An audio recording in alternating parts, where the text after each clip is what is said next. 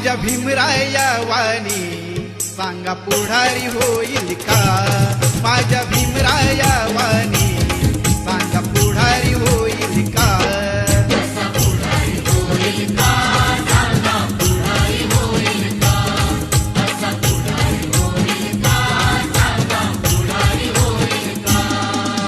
सुज्ञानाचा निर्मळ जरा भीमासारखा माणूस खरा जन्मा येईल का? माझ्या भीमराया वाणी सांगा पुढारी होईल